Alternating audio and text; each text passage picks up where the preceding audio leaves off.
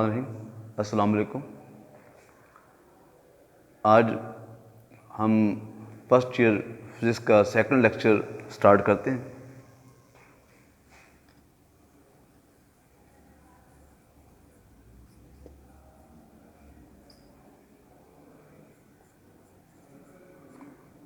First year physics.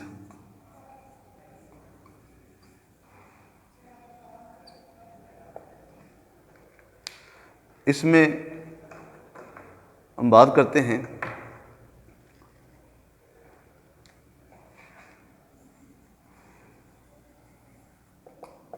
Scientific notation.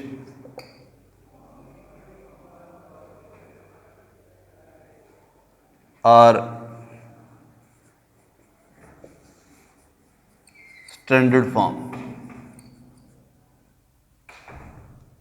जब भी हम कभी मेजरमेंट करते हैं तो उस मेजरमेंट के अंदर कुछ वैल्यूज़ ऐसी आ जाती हैं कि जो बहुत बड़ी हैं, जैसे मास ऑफ अर्थ है, जैसे लाइट की स्पीड है।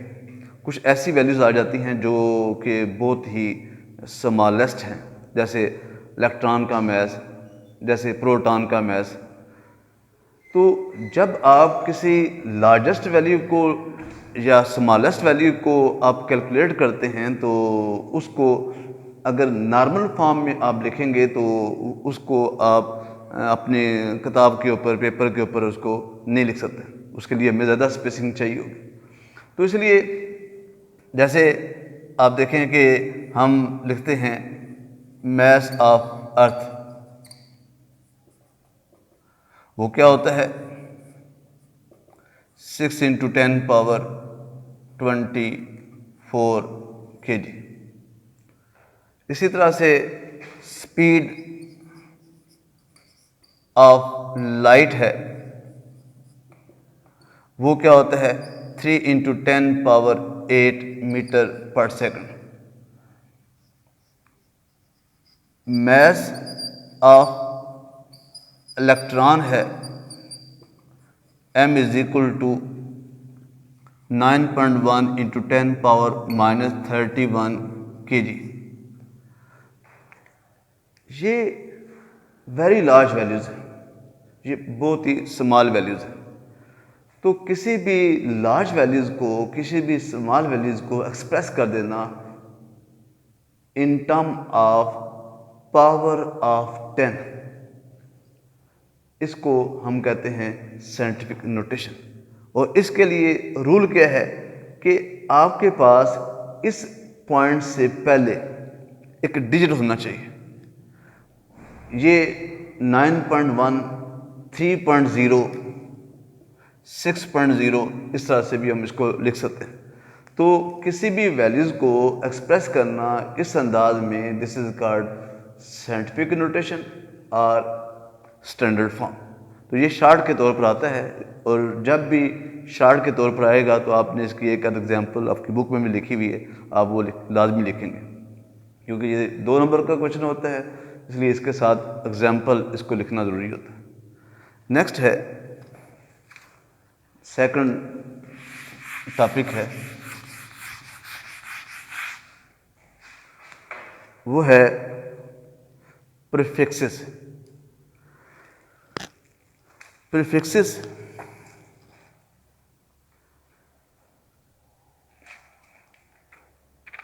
प्रीफिक्सेस जो है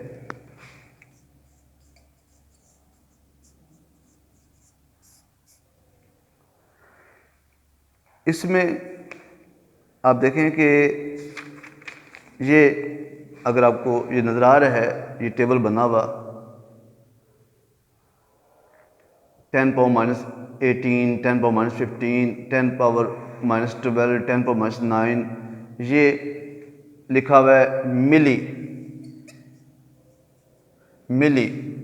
10⁻3, और पीको 10⁻12। इसी तरह से किलो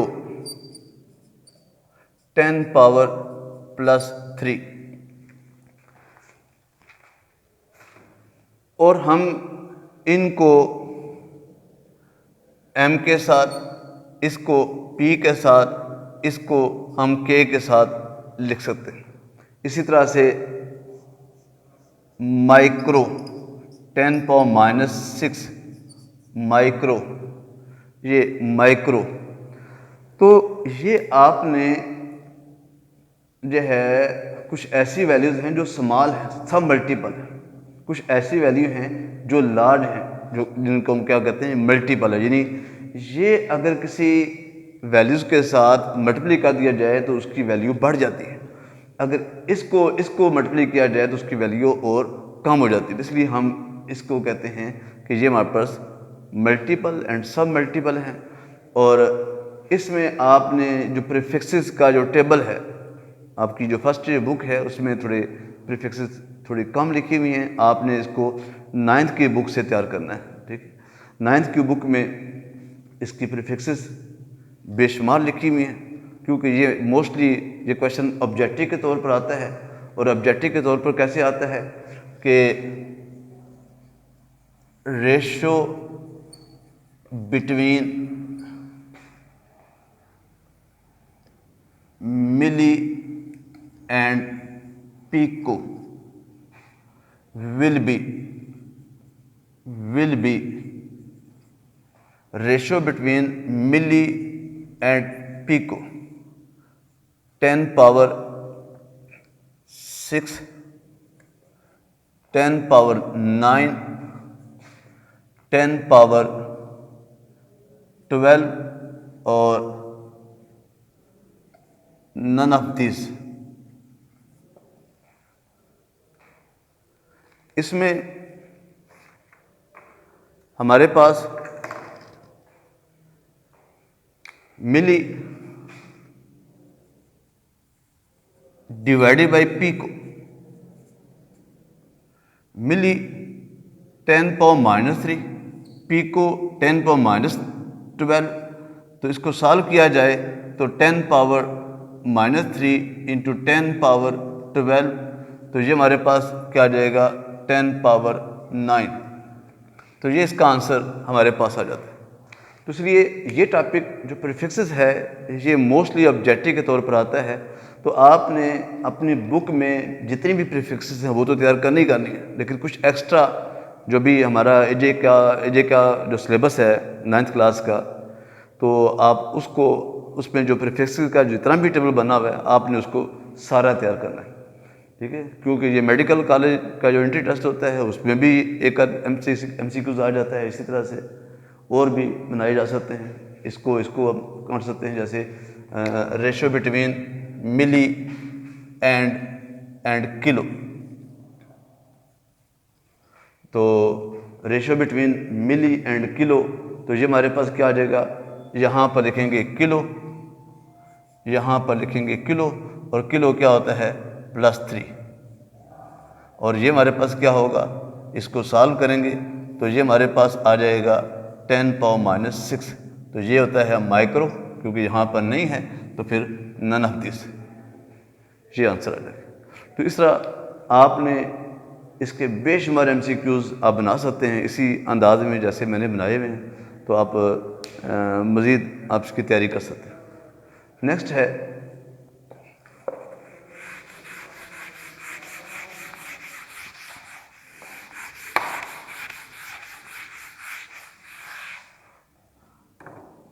है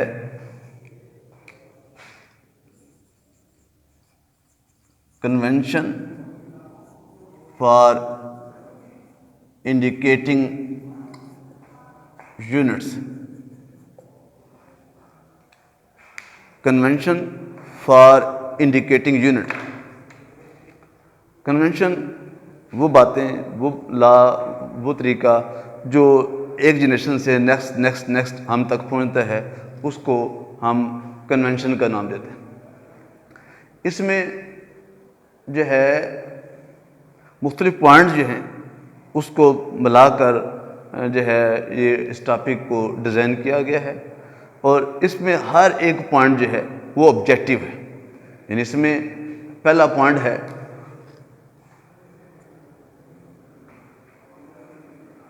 कि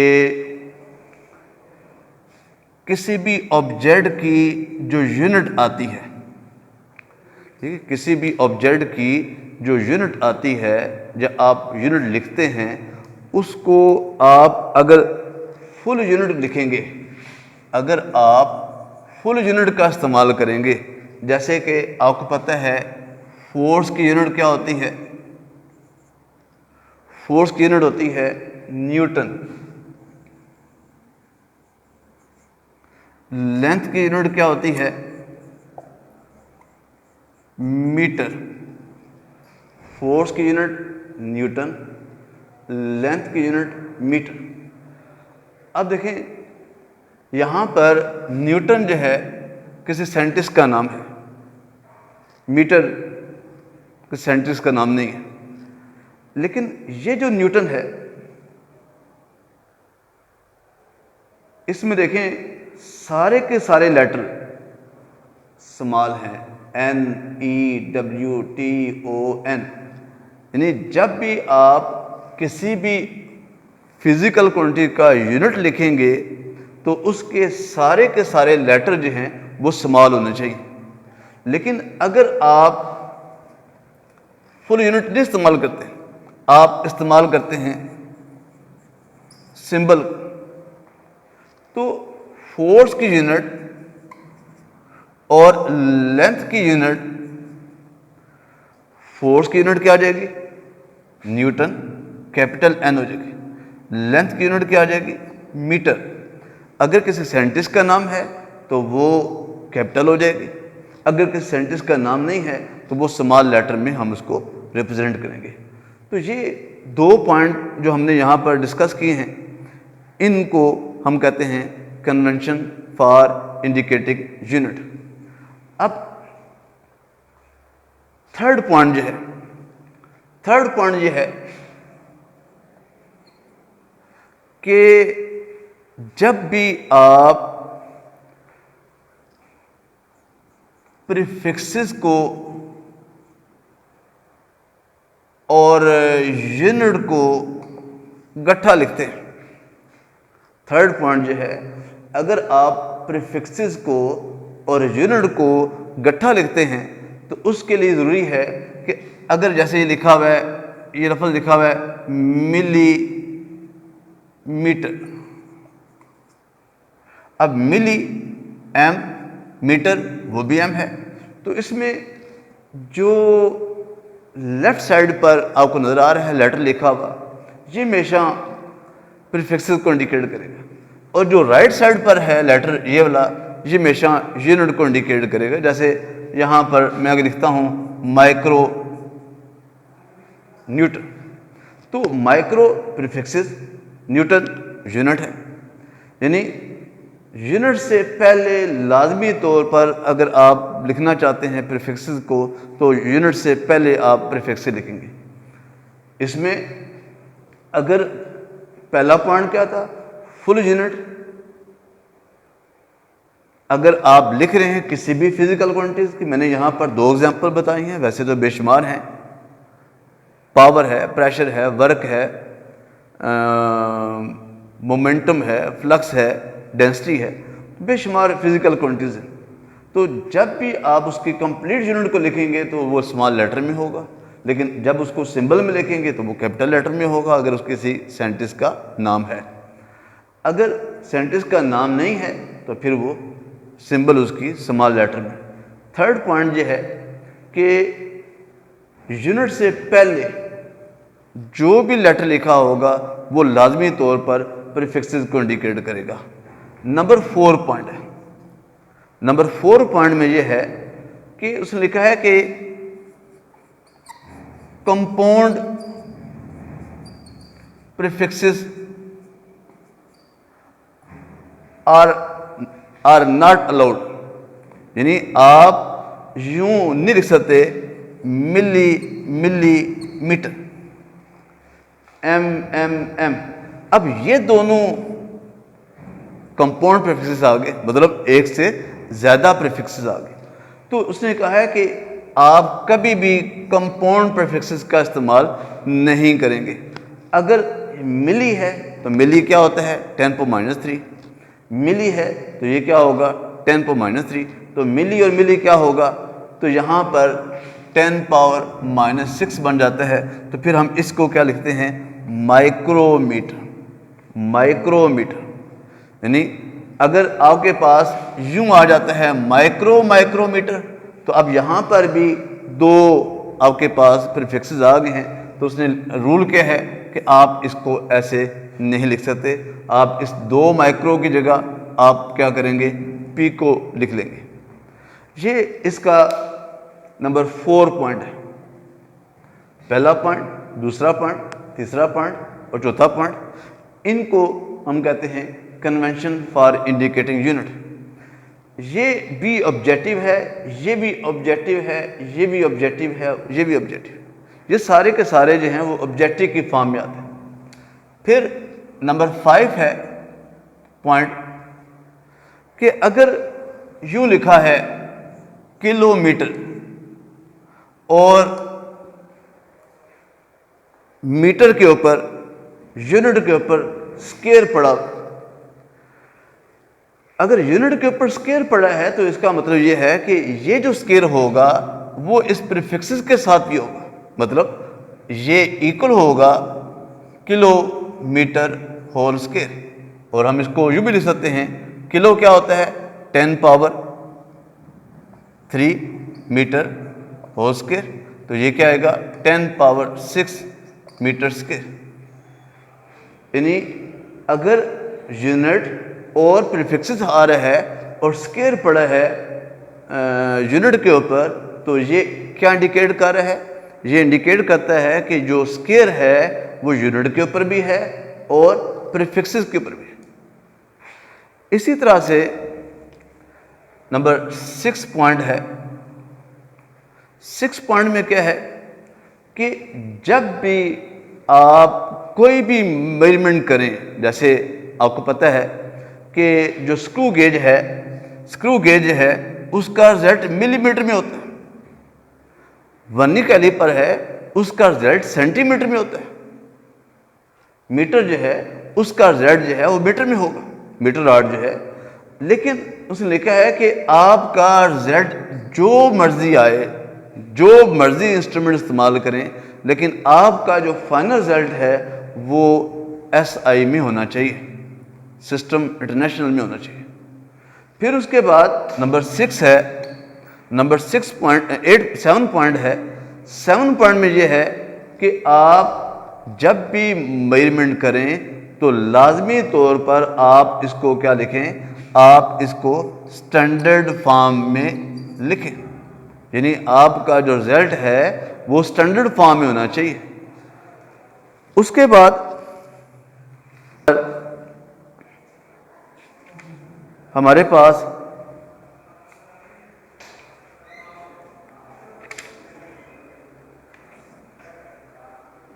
मल्टीपल एंड सब मल्टीपल कंपाउंड माइक्रोस्कोप, एक पॉइंट रह गया और वो है नंबर 8 कि अगर आपके पास ड्राइव यूनिट और बेस यूनिट इकट्ठी आ जाए, अगर आपके पास ड्राइव यूनिट और बेस यूनिट इकट्ठी आ जाएं, तो ड्राइव यूनिट क्या होता है, जैसे न्यूटन की यूनिट है, फोर्स की यूनिट न्यूटन है और लेंथ की यूनिट मीटर है। तो उसने लिखा है कि आप जब भी लिखेंगे ड्राइव यूनिट और बेस यूनिट को, तो लाजमी तौर पर आप इसको इस अंदाज में लिखने के बजाय आप इसको इस अंदाज में लिखेंगे कि एक लेटर की स्पेसिंग छोड़ेंगे, बेस यूनिट और ड्राइव यूनिट के दरमियान एक लेटर की आप स्पेसिंग छोड़ेंगे। तो ये जो 8 पॉइंट हैं, आपकी तरतीब आगे पीछे आप मूव कर सकते हैं। अभी तक जितने भी एग्ज़ाम हुए हैं ये टॉपिक ऑब्जेक्टिव के तौर पर आया है, शॉर्ट भी आ सकता है, कोई ना कोई 6-4 पॉइंट पूछ सकते हैं। कन्वेंशन फॉर इंडिकेटिंग यूनिट, पहला पॉइंट, दूसरा पॉइंट, तीसरा पॉइंट, चौथा पॉइंट, 5वां, 6वां, 7वां और 8वां। तो ये जो पॉइंट्स हैं आपने इन सब को आपने अलग अलग तैयार करना है और ये सारे के सारे ऑब्जेक्टिव के तौर पर तैयार करना है। और उसके अलावा हमने ये जो कन्वेंशन फॉर इंडिकेटर यूनिट हैं, हमने इस पूरी बुक के अंदर थ्रू आउट जगह जगह हम इसको इस्तेमाल में लाएंगे, इसलिए आपको उस वाले से भी इसके बारे में कुछ ना कुछ मालूमात होने चाहिए। ठीक है, बहुत शुक्रिया। इंशाल्लाह नेक्स्ट टॉपिक पे आएंगे बाद।